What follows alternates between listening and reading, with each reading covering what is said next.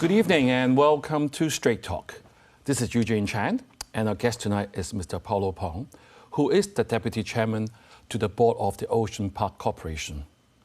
Paulo is also active in public service, including the Hong Kong Arts Development Council, the West Kowloon Cultural District Authority, and the Hong Kong Tourism Board. Paulo has also been building links in arts and culture between France and Hong Kong. We have invited Paulo here tonight to talk about why Ocean Park is a theme park is important for Hong Kong. Welcome, Paulo. Thank you, Eugene. Firstly, congratulations to you and your team at Ocean Park as our water park opens last week. As you know, our old water park was like 20 odd years ago in 1999, and with 4 years of delay in work, finally it opened actually in midst of COVID. So great work. Thank you, Eugene. As we know, this water park is Asia's first all-weather, year-round water park with super-duper 8 razor slide and an indoor wave pool. How has the public responded to this great theme? The response has been very positive. Right. We've been, packed pretty much since day one. Right. Thanks to the Mid-Autumn Festival public holiday, that day, we saw thousands of customers, and most of them left, extremely happy. Right. They were thrilled about the rides and also, our brand new facility. So I believe it's a great addition to Hong Kong. Right. I must reflect some of the comments I received from the viewers since we mentioned you'll be here tonight. Some of them commented that the ticket prices were fluctuating. The cost of food, even the lockers, are very expensive and make it very expensive for the whole family to come and enjoy for the weekend or for a day. What is your response to that? Well, as you said, it's Asia's first all-day, year-round, and it's one of the most exciting new water parks in the world. So we're special. We believe we have a very different proposition to any other water parks in the world, and especially in Asia. And with the 27 different attractions, in the 5 different zones that we have, it's something different and something pretty unique for Hong Kong. And in the midst of COVID, it turned out to be a great success since we opened. Right. Paulo, apart from that, people also told me that they found that there are not enough shuttle buses between the Ocean Park and the water park, and also the car park wasn't open at that time. Will there be any remedies for the following weeks? Well, we encourage people to take public transportation to the park, and it's only been 1 week since we've opened, so there are some teething issues, and we're working on it. But so far, I think it's been a pretty smooth ride, and people are visiting, and for the coming weeks and 6 weeks, 6 to 8 weeks ahead, we're pretty packed. Right, Paulo. As you just mentioned, it's in the midst of COVID. It's not easy. But how are you making sure the staff and the colleagues at Ocean Park is fully compliant with all the infection control standard and all the measures that we must do? How do you ensure that will happen? We follow the government's guideline very closely. Right. We ask our customers to wear masks between rides. Of course, when they're going down the slides or when they're in the wave pool, it's difficult to be wearing masks. But once they're out of the facilities, we ask them to put their mask on. And of course, our staff all have their mask on all the time. So it's pretty safe, and we believe we'll follow the government's guideline as they change. Right. I've also read on the news that some people carry like 10 masks with them because they get wet very easily. I mean, is there anything you can help your visitors to make it easier to put a mask there that can be dry again? We asked them to put reusable mask on. Right. That's one of the guidelines we gave, and most of our customers are now moving towards that instead of bringing 10 masks, as you suggested. So, there are plenty of masks available in Hong Kong, and we encourage them to use the reusable ones. But do you think opening at this time, where Hong Kong is not fully vaccinated, I also read that for your visitors, they're encouraged to be vaccinated, but it's not compulsory. Do you think this poses a real health risk for those who attend? Because what happens if somebody do catch the virus, and then the whole park could be down at strife? Again, we follow, very strictly the government's guidelines, and we ask our staff to be wearing masks all the time, and we ask the customers to be, wearing masks between the rides. So we do the best we can to follow the instructions from the government. Right. Paulo, Ocean Park was opened in 1977 when I was a high school student.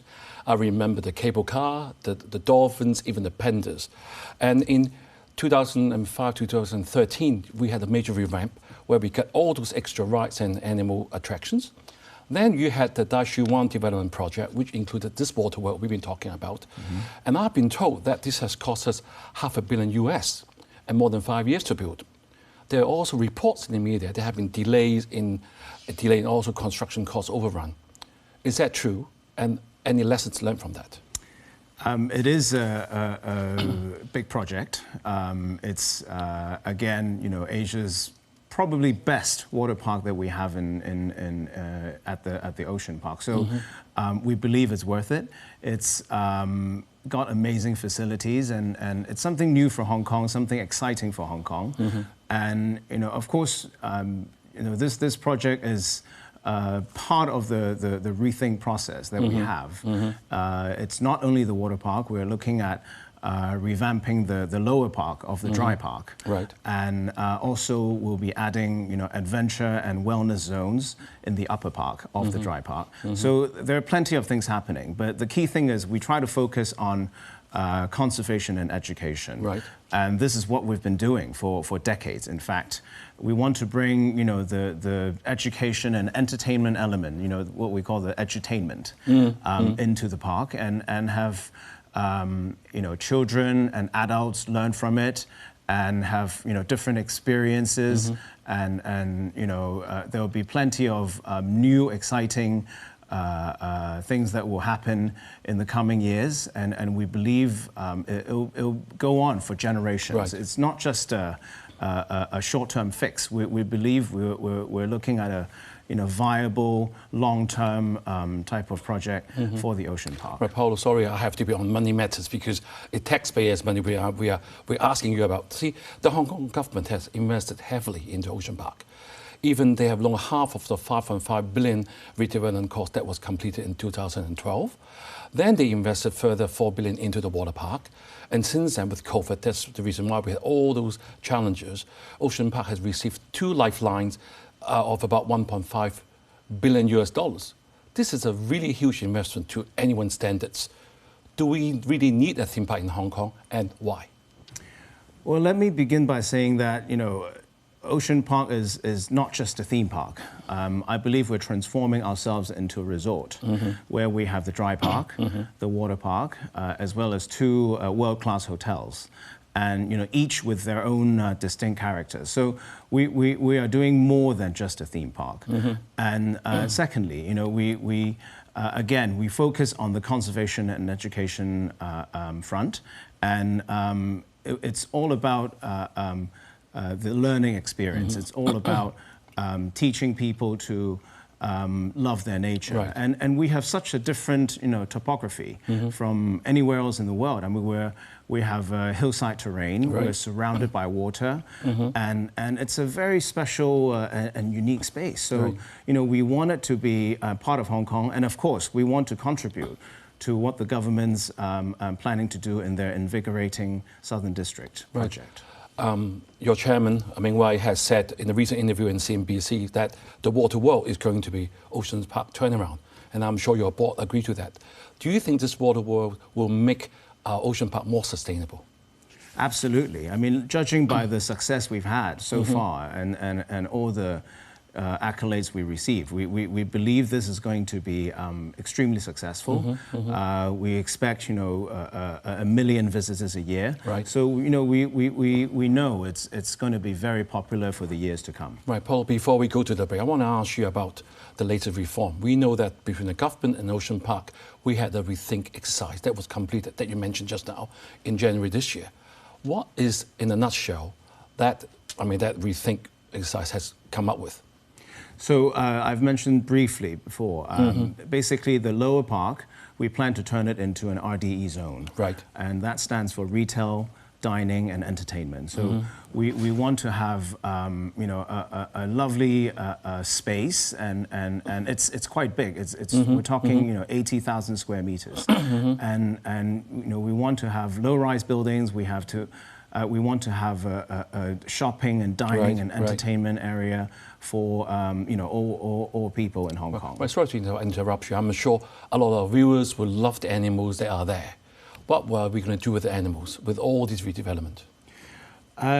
So far, we don't have plans to retire all the animals. But for those who will be retiring? We will keep the more special species and the rare species so that people can learn from them and basically to learn from nature. It's important for the new generation to know what we're dealing with and also to learn about the environment. Right. Maybe we'll have a break and don't go away.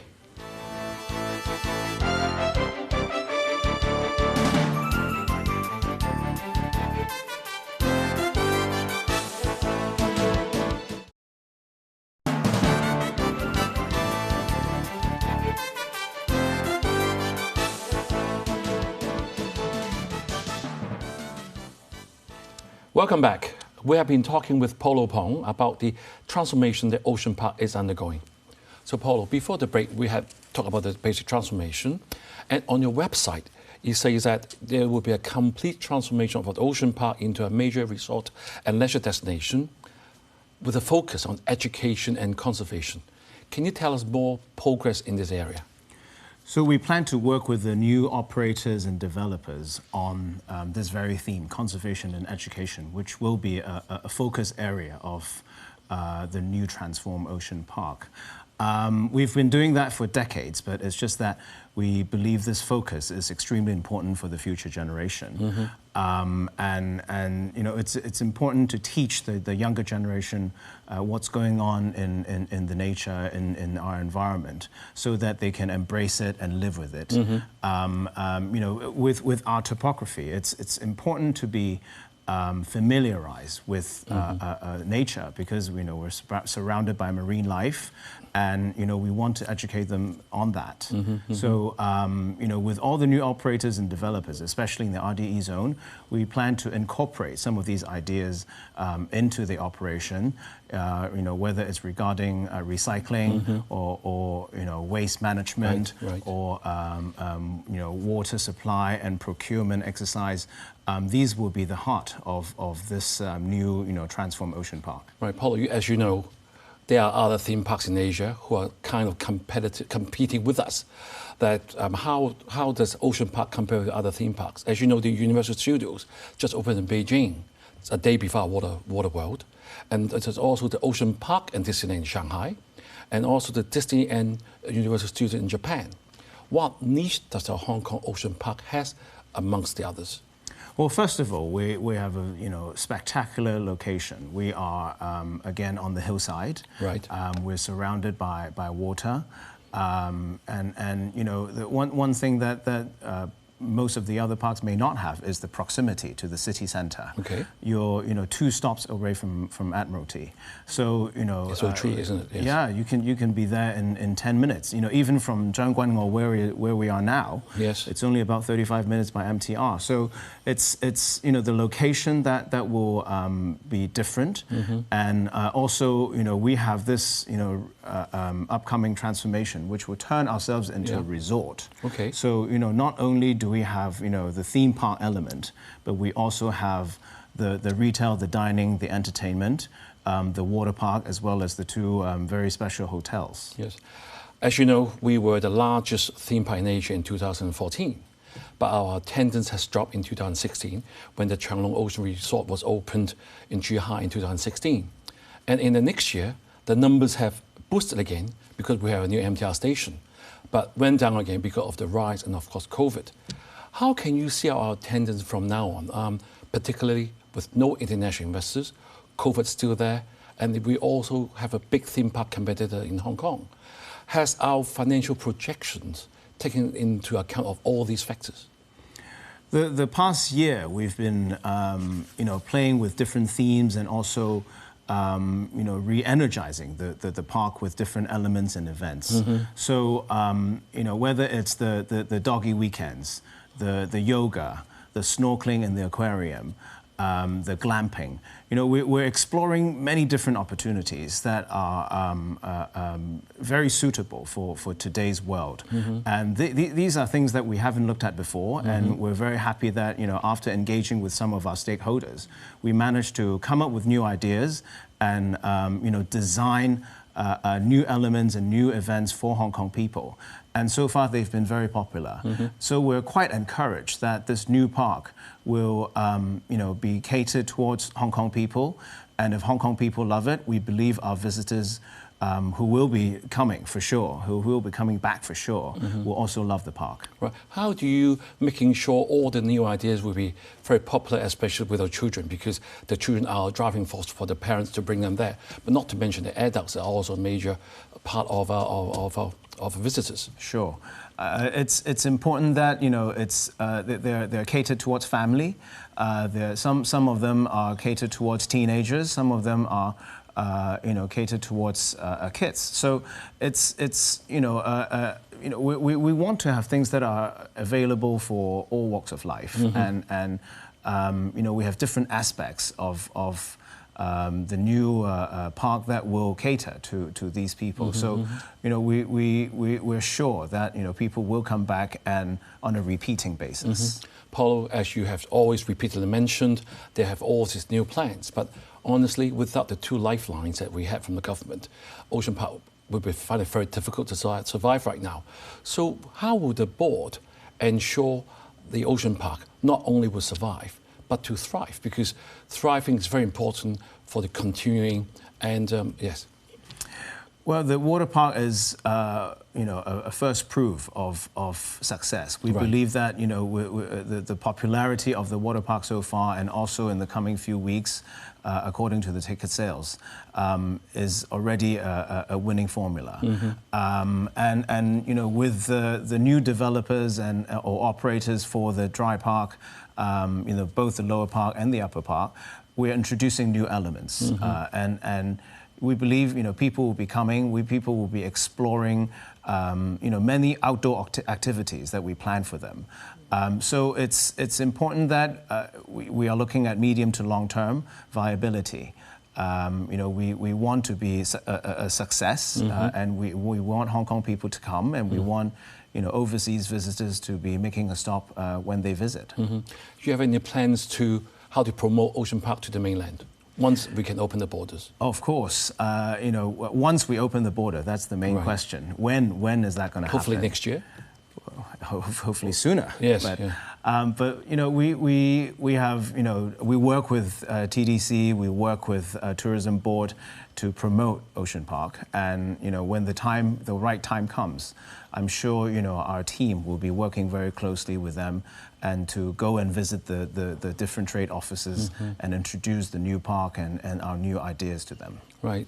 I mean, sorry to keep on asking you on monetary matters. This will be the last question. With all those new plans, do you foresee Ocean Park to be self-sufficient, having a balanced budget, if not having a profit?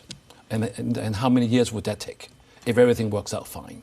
This is the plan, as I've said earlier, we plan to be viable financially, and we need to be sustainable. We need to, encourage more visitors to come, but with the RDE zone and also, the overwhelming response from the different candidates of operators and developers, we believe this park will be a great success in the new era. Yes. The Chief Executive in last year's policy address, 2020, has mentioned that developing Ocean Park as part of the plan of rejuvenating the southern part of Hong Kong, which you have also mentioned. Can you tell us more detail what the board is thinking? How can you work together with all the attractions in the Southern District so that everybody will do better? We are a very special resort, with the dry park and the water park, as well as the two, world-class hotels. So, we'll be a core anchor in this Invigorating Southern District initiative. And, you know, we will work with our neighbors, we will work with, you know, the different eco and cultural tours that may that may be coming. And also, we're going to have two piers on the two sides of Ocean Park, one in Deepwater Bay and one in Taishu Wan, so that we can connect with the southern districts. And you know, we believe it's going to be very exciting for this. You know, in the southern district, we have the old Jumbo floating restaurant, you have the Aberdeen fishing village, and as well as the Ablasia waterfront. I mean, how can you link them together? We're talking to them, and you know, with the help of the government, we're liaising with different parties so that you know, there will be some exciting new tours that will come, you know, to talk about Hong Kong's you know, fishermen's culture, heritage, and also talk about, you know, eco tour, which is, you know, very key to our hearts. Paulo, we have been talking very positive attitude to all the plans. But looking into the future, one must have a plan B. What if things don't work? Do you foresee, I mean, as you know, the Ocean Park Corporation, which runs Ocean Park, it's a statutory body, it's a not-for-profit. Do you see a change in relationship with the Hong Kong government one day? Can it be privatized? We've just, the LegCo's just passed a new ordinance so that we can work outside of the park. Right. So, you know, we're studying different initiatives. We are approached by different partners, and we believe there will be, you know, many opportunities for Ocean Park to thrive in the coming years. So it's you know, about the park, and it's also about you know, reinvigorating the whole resort so that we can, you know, open ourselves to not just the Southern District, but also the rest of Hong Kong, and perhaps in the region. I'm sure you'll be looking at also commercial partners as well, because being at that location is very attractive. Has that ever been brought up in the board to discuss, just in case things don't work? In fact, you know, we just the water park itself, we're bringing in different partners, and there are lots of commercial interest. So that's already happening. With the dry park, we believe, you know, there will be great opportunities to, you know, do whether it's partnerships or advertising to bring in the revenue that we need to make the park sustainable. Yes. So, Paulo, thank you so much for updating us on the latest regarding Ocean Park and its progress via the challenges. You have reaffirmed Ocean Park's value to Hong Kong people, both as a unique leisure theme park as well as a centre for conservation and education. Thank you all for watching. Have a good week and good night.